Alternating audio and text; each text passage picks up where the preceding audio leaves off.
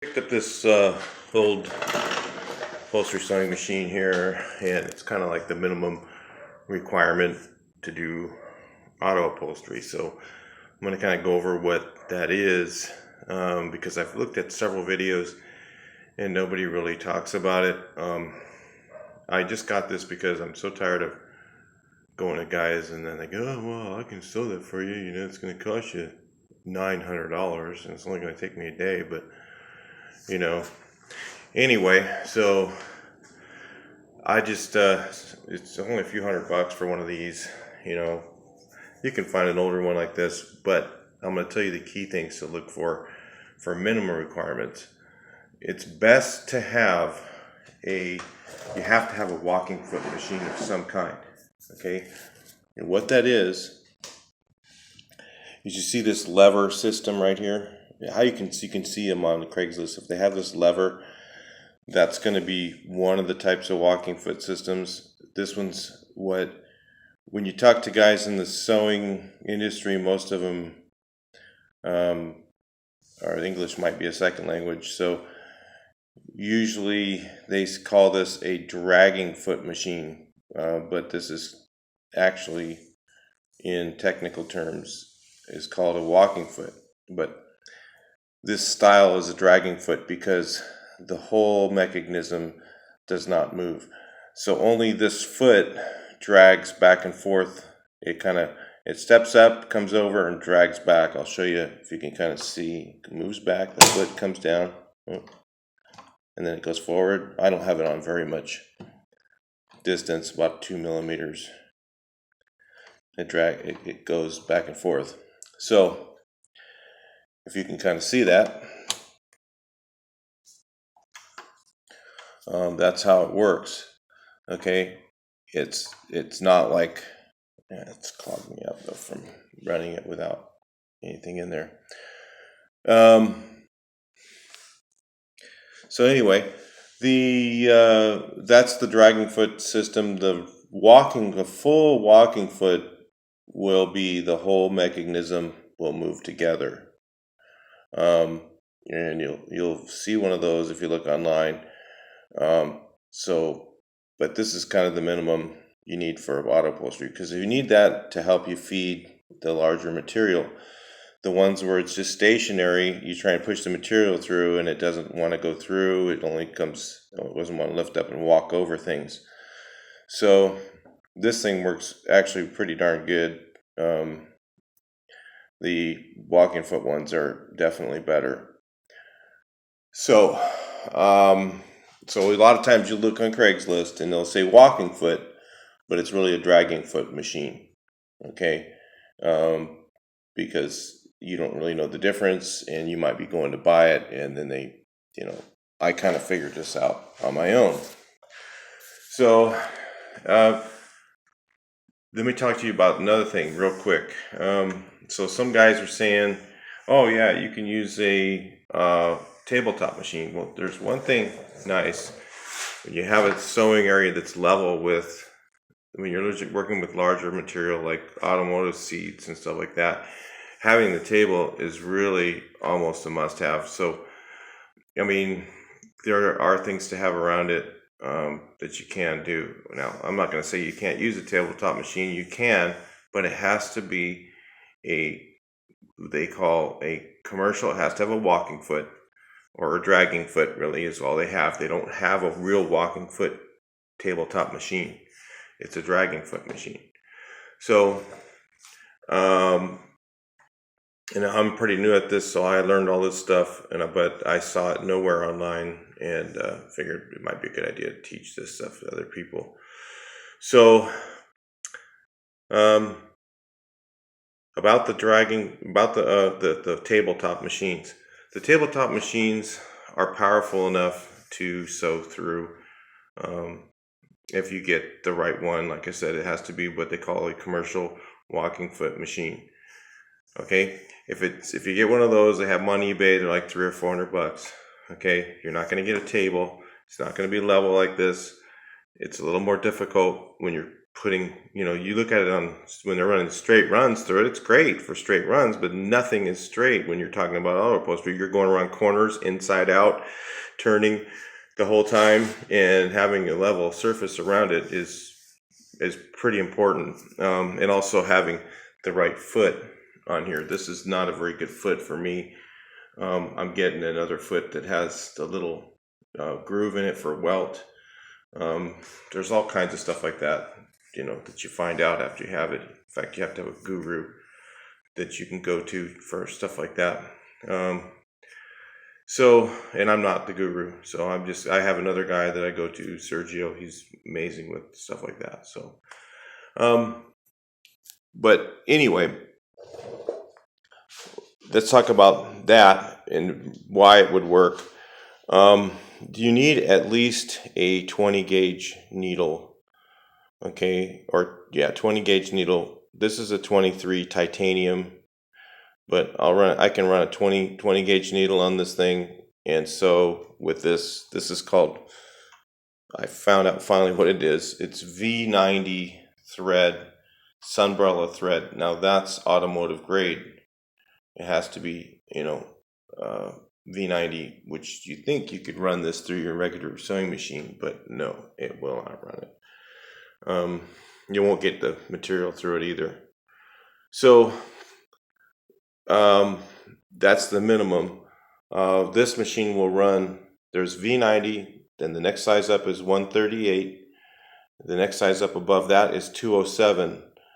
So we've put 207 in this machine with a 23 needle, and it will run it. So if you're looking for one, this is a 26 188 Rex. It's also the same as, there's a Nakamichi or something like that with a similar part number, or it has a different part number, but there's also the 16 188 Singer, and that's what these all came off of, the same platform. Before that, there was actually a Mitsubishi. So if you're looking for something, starting machine, this is, if it looks like this, more than likely it is, if it has this lever right here. Okay, so so why will a tabletop machine work? Because it will run a number 20 if you get the right one. It'll run a number 20 needle. But if you look at the motor on it, it does not look like that. See the size of that motor? They're a small little motor that's on the machine right here. So you can't tell me that you can get the same amount of horsepower as you can with that motor. This is like a 1 horsepower motor on here. Okay, so what they have to do is they gear them down with gear reduction boxes. So you're going to have to pay again for the upgrade to get the gear reduction boxes, and it'll run really slow, and the gear change here to make it more powerful. So those are the type of things you can look at. Having a tabletop machine is nice because you can put it away. This thing's big. I mean, you're going to have a place to put this. So it might be okay to get a tabletop machine, but I'm just trying to tell you because so you know what you're getting into. You can run this umbrella thread, so you need a minimum of a 20 gauge needle to run this. So you can run it with a 23, but 20 is the right one. Running, if you're going to sew leather and stuff like that, you should be running like a 207 thread or something like that. 138 maybe. This is V92, so if you're running 138 or 207, you run a 23 needle. You can't run a 23 needle on that machine. So anyway, that's kind of the basics on upholstery, automotive upholstery sewing machine minimum standards. Again, the best one to get if you're going to spend some money is to get the walking foot, because I'm never going to be putting 1/2-inch scrim on the back of anything. I just don't like the look of it. That's too bulgy, okay, for me. So, but a lot of guys like 1/2-inch scrim on the back of their stuff. So if you're running 1/2-inch scrim, it'll go through this, but it's going to be more challenging to get it to go straight through. Okay, and that's when you need the table. That's I was telling you guys about the table. Having the table to feed into is important, and having a wide area from here to here, which those machines are maybe this far, you know, you're having to fold everything into a little area to try and shove it through. So you're going to be fighting a few more things, and it's going to be hard to get your stitches straight. Or you can start from the other end, which is usually what you want to do with your material out here. But again, you don't have table out here, so you're going to have problems running that through. So anyway, those are the challenges with a tabletop machine versus a full commercial machine. These things, as far as I know, I mean, it takes a miracle to break one. That's why this thing's like, I think this thing was built in the 60s and it's still around. So, and it still works great. In fact, it still has lots of power. I mean, I was just mowing right through some vinyl with this thing, and it just sews it like nothing. It doesn't even care if it's vinyl. I could go through probably 6 or 8 layers of vinyl. I think it'll go through a 1/4 inch leather. So that's pretty healthy stuff. So anyway, but again, if it has the walking foot, it'll climb over it better. It'll be a lot easier to use. You can watch some videos on that, but at least now you kind of know what you're looking at, and the basics. And like I said, you could pick one of these up for probably less than $500 on Craigslist, and with the table. But just make sure it has the dragging foot at least, or they probably won't know a lot of people don't even know what a dragging foot is. You only get that when you talk to a guy who's in the industry of repairing them. Then he'll probably know. Right away he'll only call it a dragging foot. He won't call it this machine a walking foot at all. He'll go, no, that's not a walking foot, that's a dragging foot. But you look at people who are online and stuff like that, they say that this is a walking foot. It's really not. Okay, all right, but it does work. It does work well. So it's enough to do the job. If you want to do a perfect job, then you need a perfect machine.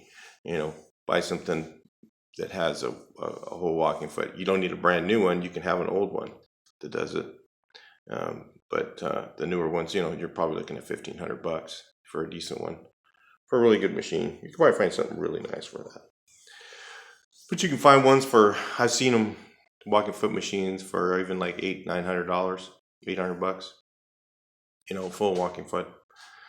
All right, so that's it for the basics on sewing. They do have, for auto upholstery, they do have number 277 thread. It looks like rope. This machine will not run that. You have to have a full walking foot machine to do that, just so you know.